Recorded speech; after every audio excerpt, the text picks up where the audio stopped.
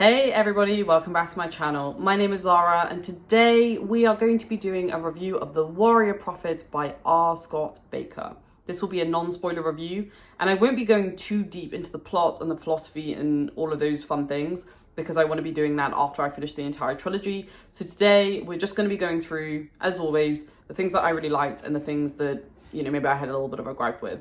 But overall, I'm just going to say that this is a really, really great continuation of the series. I fell in love with this book. I'm so glad that I've been reading these books slowly, 1 to 2 chapters a day maximum. And I think this is the best way to read this series, to really appreciate the intricacy and the nuance that is built into this plot and into the characters. This book continues to get a lot darker and a lot more unforgiving. There are also battle scenes introduced into this book, a lot more battle scenes, and I think they are absolutely phenomenal. You know what? Let's just go into the review. I was going to give a little bit more context, but let's just start. The great things. The battle scenes are absolutely phenomenal. You feel like you are in the middle of the action. They kind of remind me a little bit of Abercrombie's battle scenes. They're a little bit more detached than Abercrombie. I feel like any person could direct those scenes because they're written in such a way that makes them feel so vivid. I genuinely felt like I was there in the action with the different characters and the different POVs that we're following. My biggest worry with action scenes in general is that it can just feel really pointless. It can just feel like words are on the page to increase the word count, but it never felt like this with The Warrior Prophet. I just felt like the battle scenes really added flavor to the overall story and the overall narrative, and my gosh, were they done absolutely phenomenally. Baker is probably now my favorite battle scene writer. In fact, he is. I'm just going to say it. The other thing that I really enjoyed is the omniscient narrator part. I feel like we got more of the omniscient narrator in The Warrior Prophet compared to the darkness that comes before. And they can feel quite dense, but they're also a really great way of giving a overarching view of the world and what is happening. I felt like sometimes there is one little downside here is that on occasion it would take me a little bit out of the story, but then as I got used to it, I felt like it was unlocking this wider world, this wider scope of the world that I previously wasn't able to see because, we're on the ground with the characters every single part of the way. In terms of characters, the character work is just phenomenal, absolutely phenomenal. I'm going to leave my favorite to the end, but Confus continued to be another very interesting character in the way that he starts to sow discord amongst the different groups of people. I'm not going to say more than that because I don't want to spoil it. Kellis turns out to be the type of person that I thought he was going to be. My sense on him in book 1 was proven correct. And I kind of love that he's still this very kind of mystical individual surrounded by mystery, and we still don't really know that much about him. And I kind of love that everybody else is trying to figure out what he is and who he is and where he's from. And we're there right on the ground with them trying to figure that out. Achamian continues to be a top 3 favorite character of mine in the series. I feel really bad for Achamian, and that's all I'm going to say. And then the final character that I'm going to mention, who I will probably do a dedicated video on this character, is Neya. Neya, to me, in this book, just perfect execution. Perfect execution.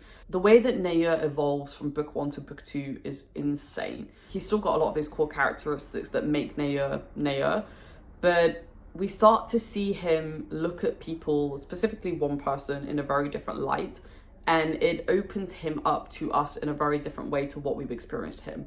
And I loved it. We see a vulnerable side to him that we don't really see in the darkness that comes before. And it was incredibly refreshing. I did not expect it to go in that direction. And I just loved it. I'm here for it. You all know one of the kind of character types that I like are like the kind of gruff, strong man, kind of very much the typical perception of masculinity, right? Neya represents that in pretty much every way. He's physically strong. But I love it when we have those types of characters. Logan is another good example of this from the First Law trilogy. I love it when we have those types of characters, but then as you start to dig deeper into the layers, you can see that there is a lot of hurt and vulnerability and nuance baked into that character that maybe we didn't previously see. And that's why I love Neya. Neya is a very complex character, probably the most complex character in the book. And I was just here for it. and I can't wait to see where his journey goes in book 3. There is one other character that I'm going to mention, but I'm actually going to mention that character in the negatives, or the things that I didn't really like about the book, so I'll come on to that in a second. The next thing that I really enjoyed, the next two things are kind of tied up. The first thing is that it's very clear that Baker was influenced by historical events. So one of the battles, as I was reading it, reminded me of the Battle of Antioch. And then when I actually Googled it, it turns out that that is actually the case. But it doesn't feel like a historical text. So I kind of feel like I'm relearning parts of history that I remember, but then through this lens of like a fantasy historical book. And I thought that was really cool. The next thing is that the philosophy obviously continues to expand. It gets a little bit more denser philosophy-wise, but not in a negative way. I just think we're starting to touch into certain things that we only really skim the surface on in book 1. And again, as the inner philosophy student in me loves that. And like I said, we'll do a full dedicated video on that. In terms of what I didn't like, so I'm going to go on to the character piece, and that is Esmenet's character. I really loved Esmenet in book 1, and I really loved her relationship with Achamian in book 1. The thing that I didn't like is how she ended up with Kellis, to be completely honest. I also feel like she became a bit of a caricature of herself from book 1. I have a feeling that she will redeem herself in book 3, so I'm not super worried about her arc. But I just felt like, in book 1, she was very interested in the stakes of this holy war. And, she's very clearly intelligent and really understands people, especially men, and why they do the things that they do. And I just felt like in this book, she wasn't the Esmenet that I liked in book 1. And like I said, I have a feeling that she's going to be the powerful Esmenet that I want her to be in book 3, and like leading people and having a seat at the table. So I have a feeling that's going to happen, in which case I'll be a lot happier. But if it goes in the direction of her just becoming this like subservient individual to Kellis, I'm not going to be happy. But like I said, I don't think that's going to happen. The other thing that I will mention, it's not a downside, it's more just a heads up to people in general. The philosophy in book 1 is pretty, I wouldn't say light, it's there, but it's not as like nuanced as it is in book 2. So it can get a little bit meta. I have a feeling that it's going to get even more meta in book 3. And like I've heard from a couple of people that it does get quite dense in book 3, which is fine. But it's more just a heads up for people who've never read Baker before to expect that the philosophy does start to go into deeper layers, which I really personally love, but it might not be for everybody. Overall, I thought this book was like a masterclass in how to write like philosophical, historical fantasy fiction. Like there are so many layers in this book with the characters, the plot, the philosophy, the politics. There's just so much going on, but it never really feels like there's so much going on, which is also another thing that I really love about this book. I think the book is very tempered in a way. It could be a very overdramatic series, but it doesn't feel like that. And things are happening quite slowly. So you kind of feel like how it would feel like in normal life. I feel like a lot of fantasy books kind of speed through certain events because obviously they want to keep the pace up of the book, but it never feels like that in this series, and I really appreciate that as a reader. That's not going to be for everybody though, so bear that in mind.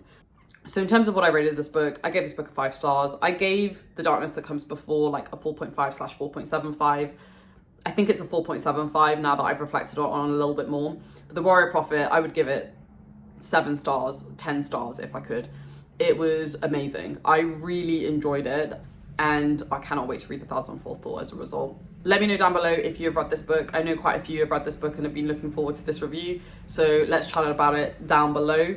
I have actually started The Thousandfold Thought recently. It's taken me a little bit longer to get through just because life is getting in the way, but I am really enjoying it so far, and I can't wait to finish this initial trilogy in Baker's world. So without further ado, let's take the comments down below, let's take the conversation down below, and I will see you all in the next video. Stay safe everybody, take care, and I will speak to you very soon. Bye. So I actually forgot to read a couple of quotes from the book. I was packing up and then I realised I didn't actually read any quotes, and I even tabbed the quotes that I wanted to read. So Editing Zara is coming back in to give you some quotes, because I feel like to really get the beauty of these books, you need a little bit of a flavour to appreciate them. So there's going to be a few. Skip this part if you're not interested. Okay, here we go. I cannot speak to what your gods favour, Neya replied, but you have learned much, very much. You have learned the Phantom cannot withstand a determined charge by Enrithi knights, nor can they break a determined defence by inveterate foremen. You have learned the strengths and shortcomings of their tactics and their weapons against a heavily armoured foe. You have witnessed the limits of their patience, and you have taught as well a very important lesson. You have taught them to fear. Even now in the hills, they run like jackals before the wolf.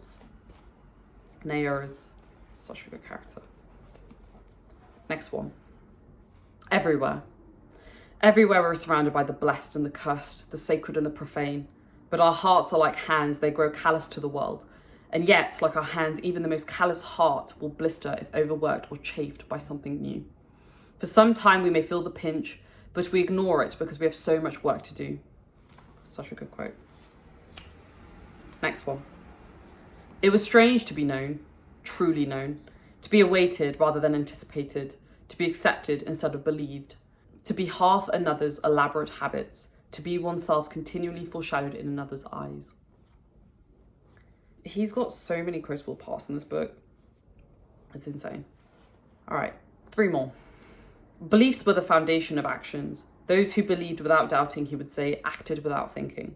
And those who acted without thinking were enslaved. That's one that has stuck in my mind for a while. This is an interesting one because this one gives you a bit more context on the treatment of women in the world and their place in society. You see yourself, Callis said, as men see you. You fear growing old because men hunger for girls. You dress shamelessly because men hunger for your skin. You cringe when you speak because men hunger for your silence. You pander, you posture, you primp and preen. You twist your thoughts and warp your heart. You break and remake, cut and cut and cut. All so you might answer in your conqueror's tongue. The way he writes is beautiful. All right, last one. Like many your tyrants, I dote upon my grandchildren. I delight in their tantrums, their squealing laughter, their peculiar fancies. I willfully spoil them with honey sticks, and I find myself wondering at their blessed ignorance of the world and its million grinning teeth. Should I, like my grandfather, knock such childishness from them? Or should I indulge their delusions? Even now, as death's shadowy pickets gather about me, I ask, why should innocence answer to the world? Perhaps the world should answer to innocence. Yes, I rather like that. I tire of bearing the blame. There we go. This is my review now done. I just wanted to give you guys a little bit more of a flavour of the overall tone of the book because I think it does get darker and, you know, I don't normally tab, but I tab quite a lot in these books. And the different colours mean different things. But anyway, that's for another day. That's for when I do my spoiler-filled review of this entire trilogy. So there we go. Thanks, folks. Stay safe. Take care. And I'll speak to you soon. Bye-bye.